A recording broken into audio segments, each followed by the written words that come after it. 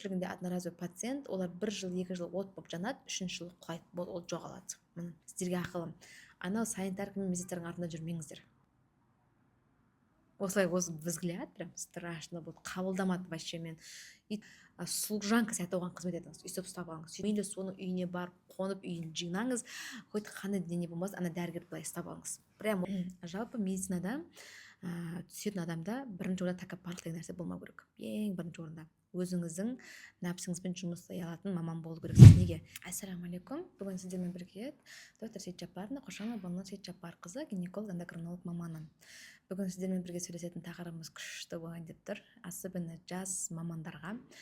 Жалпы акушер гинекология мамандығын таңдайтын қазіргі резиденттер, немесе студенттер, сіздер неден бастаған дұрыс, қалай жұмыс жасаған дұрыс, қалай таңдаған дұрыс, ары қарай не істейміз деген сияқты сұрақтарыңызға жауап алатын боласыздар. Ендеше подписаться етіп лайк басып кетуді ұмытып кетпеңіздер. Міндетті түрде сіздерге бұл қызықты деп ойлаймын. Келешекте балаларыңызды немесе қызыңыз, ұлыңызды осындай дәрігер мамандығына түсірем дейтін болсаңыз, онда сіздерге де өте керемет нәрсе, керемет лайфхак деп айтуға болады, потому что қандай минустары бар, қандай плюстары бар медицинаның, соның бәрін білетін боласыздар. Ендеше қараңыз, жалпы мен медицинада өте көп жұмыс жасамасам да, қазір жасым небәрі 30-дан енді асқан болса да, 33-темін. И бұл медицина саласы бойынша 10 жылдан астам уақытым кеткен болса да, не нәрсеге көзім жетті, не нәрсеге үйрендім. Жалпы медицинада түсетін адамда бірінші орында тәкаппарлық деген нәрсе болмау керек. Ең бірінші орында өзіңіздің нәпсіңізбен жұмыс істей алатын маман болу керексіз. Неге? Себебі ешкім сізге медицинаны 100% қолыңызға үйретіп бермейді. Есіңізде болсын. Сіз өзіңіздің кішіпейілділігіңізбен, өзіңіздің өтініміңізбен, әр доктордың артынан жүгіруіңізбен, оған подарка сыйлығын беруіңізбен ғана үйрене аласыз. Себебі ешкім өзінің білімін 100% просто так бөліскісі келмейді. Мен өзімнің көзімнен жеткен дүниелердің бірі. Сонымен қатар балаңызды егер медицинаға түсірем дейтін болсаңыз, қазірден осыны үйреткеніңіз дұрыс. Екіншіден, егер сіз балаңыздың тек қана табыс көзі ретінде медицинаға түсірсеңіз, яғни ертең бұл керемет бай болып кетеді, күшті болып кетеді деп түсіретін болсаңыз, тоже қателесесіз. Себебі дәрігердің жүрегінде бірінші иман тұру керек, екіншіден пациентке деген көмектесу деген нәрсе тұру керек. Бывает иногда тегін көмектесуге. Ондай случай өте көп, даже сіз часто істесеңіз де, сіздің адамыңыз осыған дайын болу керек. Сонымен қатар ол өз мамандығын сүю керек. Себебі бізде жиіркенетін дүниелер өте көп, особенно гинекологияда. Сондықтан сіз ондай нәрседен жиіркенетін болсаңыз, онда бұны таңдамағаныңыз абзал. Бұндай мамандықтан сіз өспейсіз, егер жиіркенетін болсаңыз. Сонымен қатар қазіргі резидент интернді оқып жүргендер, особенно біз бастаймыз общий медицинаны бітіргеннен кейін уже өзіміздің саламыз таңдауға тырыса бастаймыз. Интернатураға түскеннен бастап, сол интернатураға түскен кезеңнен бастап қазіргі студенттер, сіздерге ақылым, анау санитарка мен медсестраның артында жүрмеңіздер. Прямой барыңызда бір дәрігерді қысып мықтап ұстаңызда, мейлі сыйлығын беріңіз, мейлі басқа нәрсе, мейлі бүкіл жұмысын істеп беріңіз, мейлі соның үйіне барып қонып үйін жинаңыз, хоть қандай дене болмасын, ана дәрігерді былай ұстап алыңыз. Прям осындай байланыс жасап алыңыз. Не істейін, қандай көмек берейін, қайда барайын, не істейін, не әкеліп берейін, шай ішесіз ба, тамақ ішесіз ба деген сияқты прям служанка сияқты оған қызмет етіңіз, өйстіп ұстап алыңыз. Сөйтіңіздер, жанында жүріп бәрін үйренуге тырысыңыз. Мен өзім лично қалай бастағам. Мен студент кезімде бірінші курста бізде практика санитарка болды, уже ештеңе үйретілген жоқ, шыны керек. Екінші курстан бастап мен кәдімгідей ночқа түсетін. Ночқа түскен кезде просто санитарканың де қасында жүретінмін, медсестраның да қасында жүретінмін. Пожалуйста, укол мен салайын, система салайын деп, укол система салуды үйренетін. Бізде көп дәрігерлер негізі укол система саламайды, былай айтқанда өкінішке орай, потому что біздің профессия деп танымайды олар да. Но оны содан бастап үйренген дұрыс. Сол кезде біз ол жердің плюсы, сен медсестраның дәрежесінде олармен қалай сөйлесу керек екенін білесің. Қазір мысалы қоластында медсестраларым бар менің, и мен олармен қалай сөйлесу керек екенін білемін. Олардың қалай орнын, точкасын басу керек екенін, қалай оны қоздырып, оны жындандыруға болатындығы деген сияқты нәрселерді мен білемін. Яғни онымен бақында қарым-қатынасты дұрыстай аламын. Сол дүниені үйренесіз. Екіншіден, укол саласыз, ол өзіңізге де плюс болып келеді. Ары қарай 3-ші курстан бастап мен дәрігерлерде отыратын, тек история жазатынбыз. Жыным келетін, кәдімгі немене бәле, біз осы документацияға келдік па, маған қызық еді операцияға бару, көру, істеу, хоть бір зажимды болса былай алып берсем де, ассистент болсам да, маған сол қызық болатын.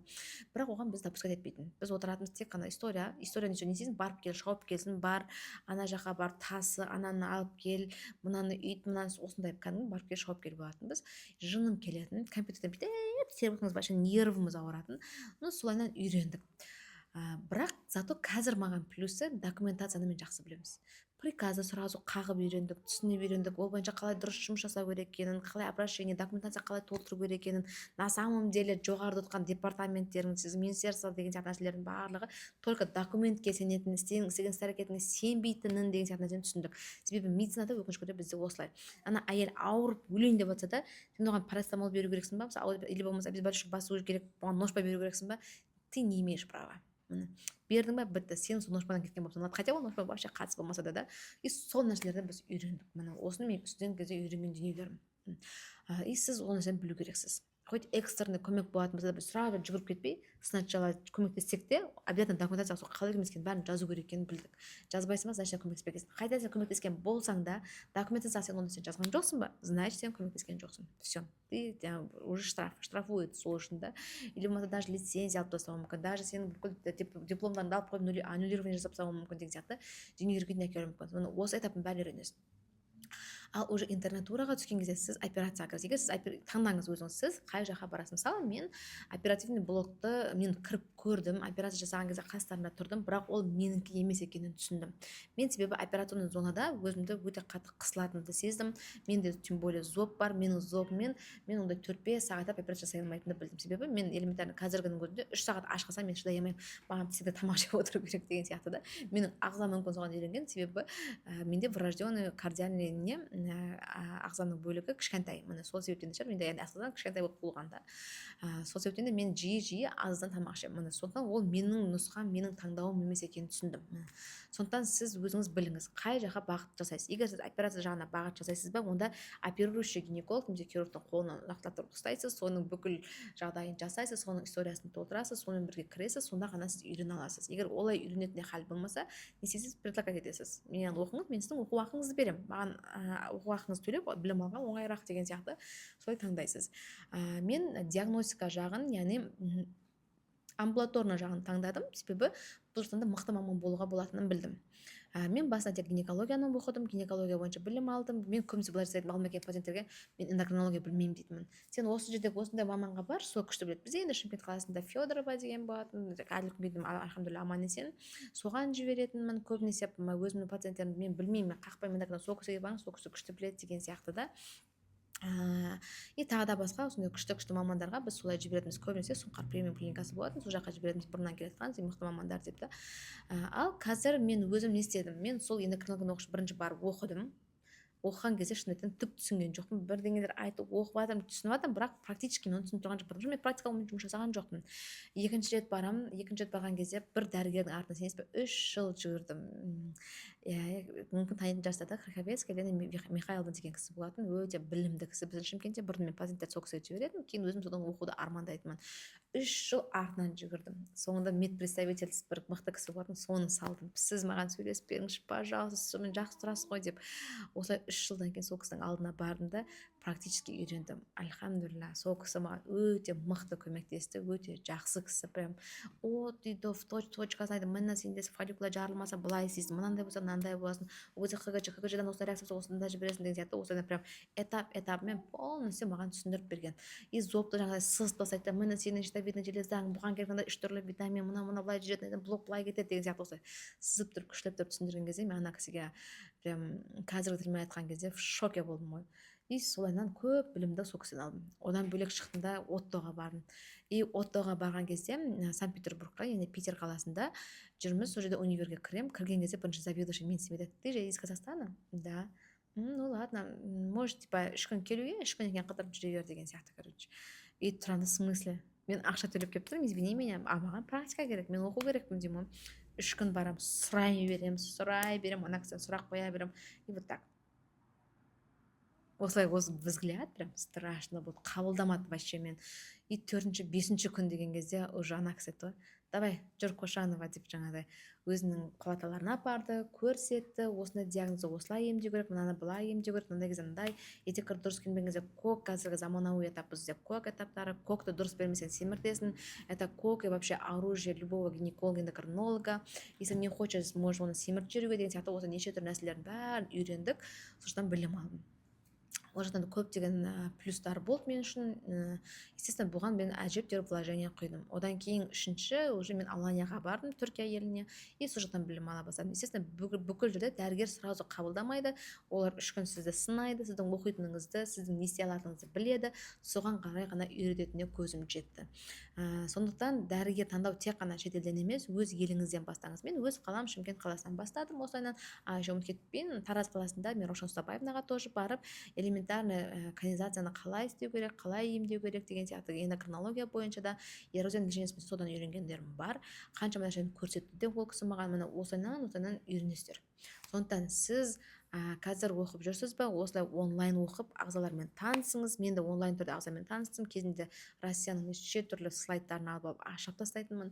Осылай ашыңыз и конспект жазыңыз. Пока жазбайынша мида сақталмайды. Жазасыз, сақталады, есіңізге түсесіз, айта аласыз, практикада қолданасыз. Потому что осы уақытқа дейін сізде универ оқытты тек қана анатомический құрылғыда, яғни сіз оны жұмыс жасап білген жоқсыз, ал жұмыс жасап білесіз, когда сіз практически үйренген кезде сізге көмектеседі. Мысалы, бізге керек фундамент керек болып 50% болса, 50% сіздің практикаңыз. Поэтому алғашқы уақытта қиын болады, бірақ будущий мамандар, будущий дәрігерлер, егер сіз өзіңізді мықты екеніңізді дәлелдегіңіз келсе, онда осыға дайын болыңыз. Ал егер сіз қалай болсын солай жұмыс жасау, лишь бы дәрігер болып, күніңіздің атып, таңыңыздың батып, түніңіздің батқанын қалайтын болсаңыз, онда сондай маман таңдағандарыңыз дұрыс, немесе медицинадан кеткендеріңіз дұрыс. Себебі бұл нәрседен сізге өте көп хайбай келеді, қырылыс келеді, пациент жоғалтасыз, біреудің өмірін құртасыз, всегда өзіңізді виновным сезініп қаласыз, өзіңді кінәлі сезінесіз. Бұл мықты мамандарда да болуы мүмкін өзін кінәлі сезіну, ал оқымаған, білімдісі төмендегі мамандарда өте көп болады. Себебі дәрігер емдейді қалай? Яғни кез келген дәрігердің мақсаты науқастың жазылғанын қалайды, арманы да сол.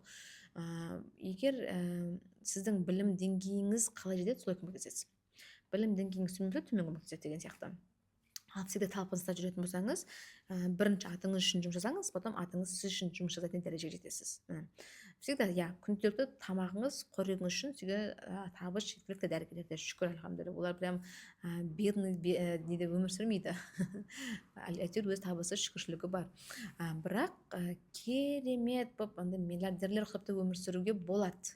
Егер сіз сол маман түбіне жеткізіп тастасаңыз, өзіңіздің услугаңызды қымбаттату арқылы. Егер мақсатыңыз тек қана сол болатын болса, бірақ ішкі ниетіңізде оқу, білім алу, көмектесу болмаса, онда сіз оған жеткенмен де сізде одноразовый пациент болады.